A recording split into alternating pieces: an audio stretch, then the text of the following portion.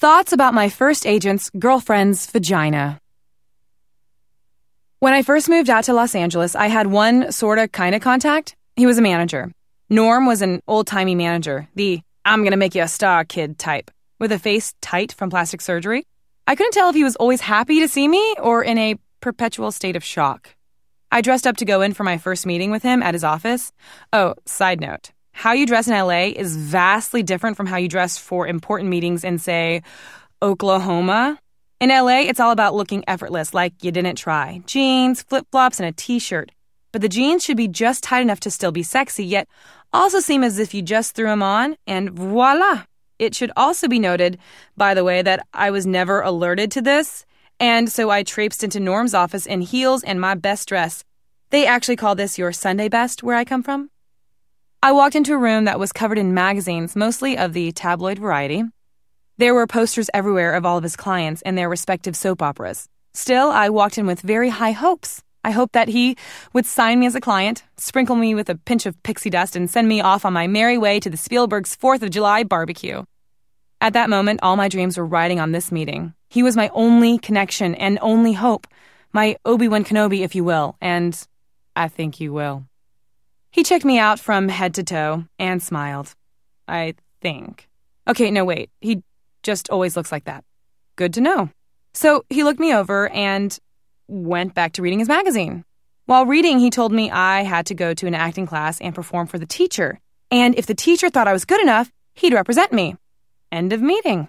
So I go to this class. Bad news. The teacher said I was too late to be in the acting showcase where agents and managers come and watch actors perform. But good news, I could serve the Chinese food to the agents and managers while they watch the show with the other actors acting.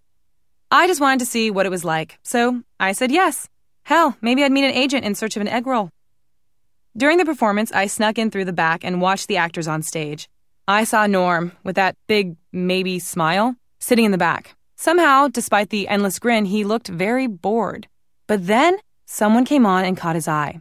She was a former Miss Texas, blonde and beautiful, and couldn't act for shit. I looked over at Norm and noticed that he had really perked up when she came on stage. That's when I realized he would never in a million years represent me. Norm only wanted someone gorgeous who he could plug into a soap opera without any effort at all. I sat down, defeated.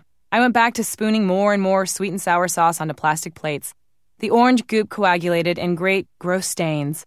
There's an old adage that says, it is while spooning bright orange sauce onto plastic plates that destiny often finds us. Okay, I know that's not really a phrase, but it just sounds good to say it right now. Anyways, the truth is that at that moment, a manager approached me. He thought I had a great look and wanted me to call him on Monday. OMG! It worked! I didn't have to perform at all. I could just fling plastic soy sauce packets and the universe would take care of the rest. Score. I called the manager the next day and he quickly set me up with a meeting with an agent. Soon after that, I walked into the agency, finally dressed down in jeans, tank top, and boots. No effort at all. The office was cluttered with magazines, Vanity Fair, Us Weekly, People, the works. On the walls were photos of random famous folks. Barbra Streisand, Madonna, Tom Hanks. Now, look, I'm no Photoshop genius, but it crossed my mind that the broadly grinning guy standing next to all these celebs was Photoshopped in. Not a great first impression, but I pressed on. Behind the desk in front of me, I saw red hair, a headset, and a computer. I couldn't make out what was on the screen, but it must have been important because this agent was screaming at whomever was on the other line. I took a seat and tried desperately to understand his conversation. Was it a big-budget movie he was negotiating for a client? A new TV series? Oh, I know! Tom Cruise was calling and is creating a show, and all of his clients were going to be in it for $1 million each. He finished his phone call with sweat drops pooling around his collar, ripped off his headset, and threw it onto a pile of magazines. Then he spun around to face me. Smiled, I think. I was just trying to get these Madonna tickets. Ugh. The seats I wanted were really hard to get, but I f***ing threw down the cards to get it. Whatever, you know? It's worth it. Hey, what are you doing next week? Want to house sit for me? Seriously, that's exactly how it went down. I'm sure if any of his clients knew that he spent his days searching online for concert tickets, they would have a better understanding about why their careers had stalled. I told this maniac that I had absolutely nothing to do and would be totally down for house sitting. Honestly, I was excited. I didn't know how Hollywood worked, and I figured this meant he wanted to represent me. Or at the very least, he'd feel guilty and be unable to reject me because I had done him a big favor. And then he dropped this on me. Why don't I have you come over early to meet my girlfriend so she feels comfortable around you? Yeah, okay, yeah, that made sense. I mean, what with the fact that he had just asked a complete stranger to watch his house for him.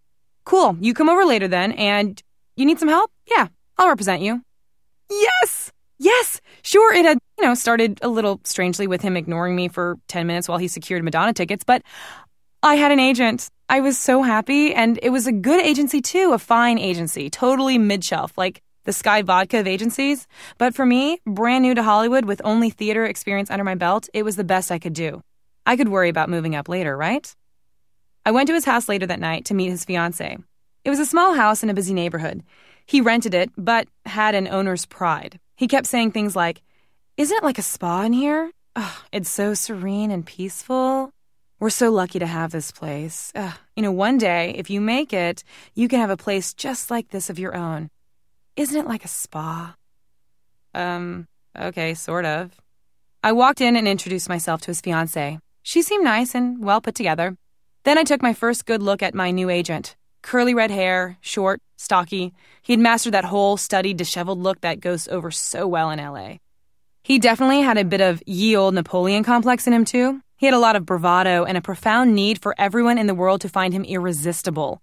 Note to certain agents, and you know who you are, if you're listening to this right now, you should know that you are actually resistible, and everyone can tell that you have issues with your height. Your facial hair and scented candles do not distract us. At all. Now, it didn't take long for me to realize that it wasn't the girl he wanted me to meet. It was the dogs. He'd asked me if I could house it, but never mentioned the dogs. Clever move.